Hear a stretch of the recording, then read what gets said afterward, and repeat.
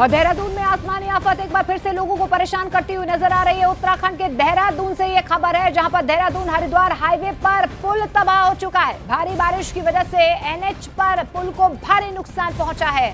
पुल का एक पूरा हिस्सा जो है वो तबाह हो चुका है और इसकी वजह से ट्रैफिक पर भी इसका सीधा असर देखने को मिल रहा है। ये तस्वीरें हम आपको दिखा रहे हैं देहरादून हरिद्वार हाईवे की, जहां पर आप देखिए कि किस तरीके से ये पुल बह चुका है, तबाह हो चुका है। भारी बारिश की वजह से एनएच पर पुल को भारी नुकसान हुआ है। देखिए पुल का एक पूरा का पूरा हिस्सा आप देखिए कि किस तरीके से भर-भरा कर नीचे गिर गया है, जिसकी वजह से लोगों को परेशानियों का सामना करना पड़ रहा है।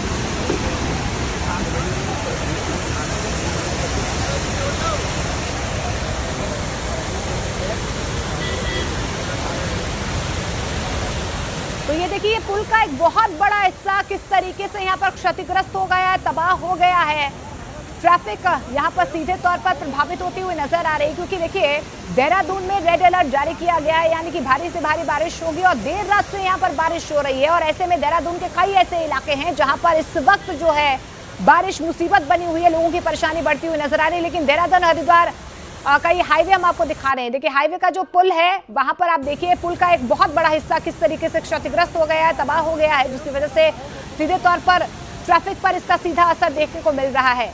बादल फटने के बाद आप देखिए फ्लैश फ्लड के बाद की तबाही लगातार देहरादून में लोगों को परेशान कर रही है। टपकेश्वर महादेव मंदिर भी वहां पर डूब चुका है। इसके अलावा जो तमसा नदी है वो उफान पर है, नदी नाले उफान पर है। और आप देखिए क्योंकि ये एक बहुत बड़ा पुल था, जिसका एक बहुत बड़ा हिस्सा आप देखिए कि किस तरीके से भर-भरा कर गिर गया है।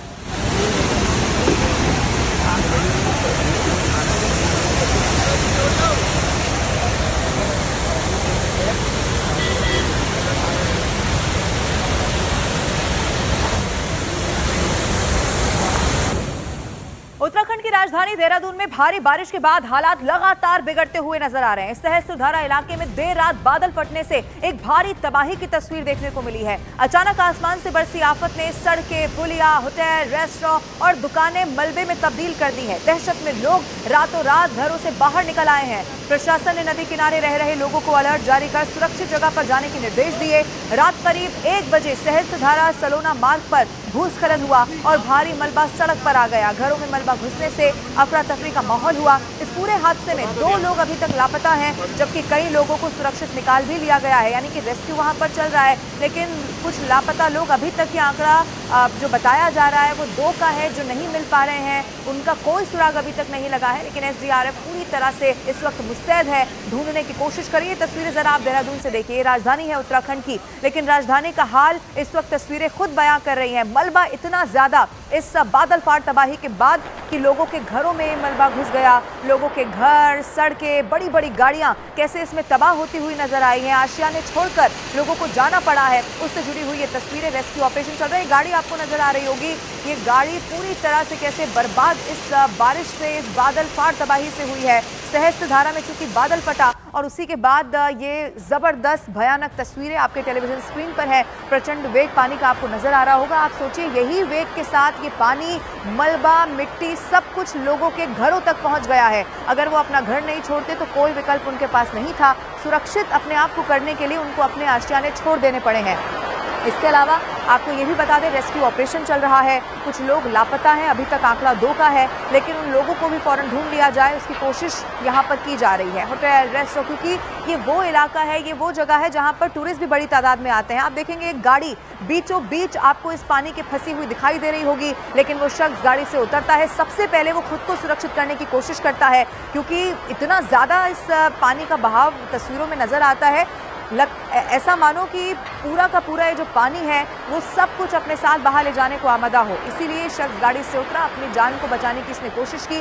रेस्क्यू ऑपरेशन अभी अपडेट ये है कि वहां पर चल रहा है। सहस्त्रधारा जहां पर बादल फटा और उसके बाद की तस्वीरें आपके टेलीविजन स्क्रीन पर। बादल फटने के बाद चूंकि जो नदी नाले हैं, नदियां हैं, वो रौद्र रूप अपना दिखाती हैं और वैसा ही होता हुआ नजर भी आ रहा है।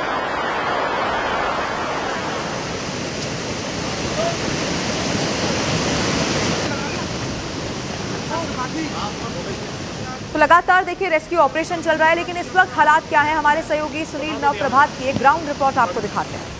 न्यूज 18 सहस्त्रधारा के काली गाट गांव में पहुंचा है, जहां बादल फटने से भारी तबाही हुई। इस गांव के बाद भी एक और गांव है मंजियाड़, जहां पर बादल फटा और वहाँ पर भी कई रिसोर्ट, कई होटल तबाह हुए हैं।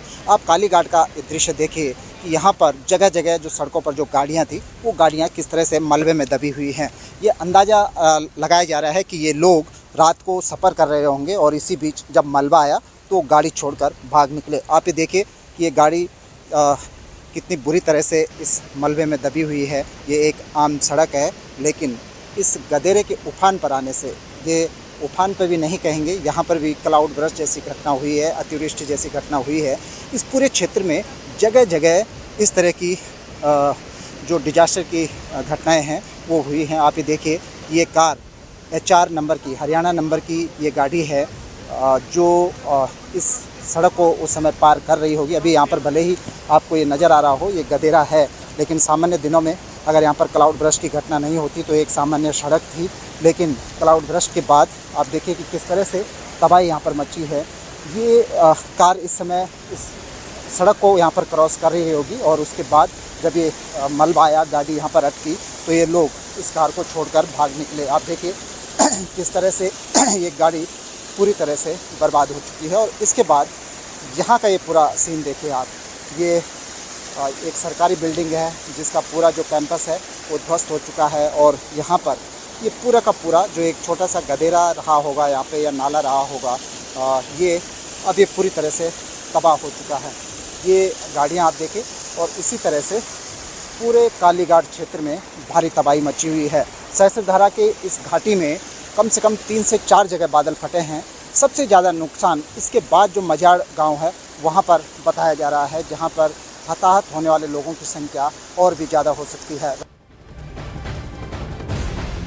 तो वहीं प्रधानमंत्री नरेंद्र मोदी ने पुष्कर सिंह धामी से बात की है और हालात का जायजा लिया है। अमित शाह ने भी पुष्कर सिंह धामी से बात की है। देखिए, हालात लगातार खराब हो रहे हैं और ऐसे में केंद्रीय गृह मंत्री अमित शाह ने बात की है। खुद प्रधानमंत्री नरेंद्र मोदी ने पुष्कर सिंह धामी से बात की है और मुख्यमंत्री से बात करके हालातों का जायजा लिया है। लगातार देखिए नजर बनाए हुए हैं। इसके पहले भी प्रधानमंत्री नरेंद्र मोदी ने आई आफत का जायजा लेने के लिए खुद यहां का दौरा किया था, साथ ही साथ में रिलीफ फंड भी जारी किया था। इसके बाद अब देहरादून में एक बार फिर से जो अचानक आसमानी आफत आई है निकलकर, उसके बाद एक बार फिर से प्रधानमंत्री नरेंद्र मोदी ने देहरादून के हालात पर जानकारी ली है। केंद्रीय गृह मंत्री अमित शाह की तरफ से भी पुष्कर सिंह धामी से बातचीत की गई है और ये तस्वीरें सीधी सामने आ रही है देहरादून से, जहां पुष्कर सिंह धामी इस वक्त दौरा करने पहुंचे हैं, हालात का जायजा लेने के लिए पहुंचे हैं। बता दें कि देहरादून में आसमानी आफत देखी गई है, बादल फट गया है। इसके बाद एक बार फिर से जो तबाही का मंजर है वो देखा जा रहा है। कई गाड़ियां, कई घर, कई आशियाने मलबे के साथ बहते हुए नजर आए, जिसके बाद एक बार फिर तस्वीरें सामने आई है। पुष्कर सिंह धामी यहाँ पहुंचे हुए हैं और यहाँ पर अधिकारियों के साथ में बातचीत कर रहे हैं, जायजा ले रहे हैं। देखिए, कई सड़क मार्ग भी बाधित हो गए हैं और इसके बाद आवाजाही पूरी तरीके से प्रतिबंधित है। लोगों की मुश्किलात कम होने का नाम नहीं ले रही है। यहाँ पे पूरी तरीके से मलबा गिरा हुआ है सड़क के ऊपर और ये जो सड़क मार्ग है, मुख्य सड़क मार्ग है, जिस पर इस वक्त पुष्कर सिंह धामी मौजूद हैं और इनकी तरफ से जायजा लिया जा रहा है।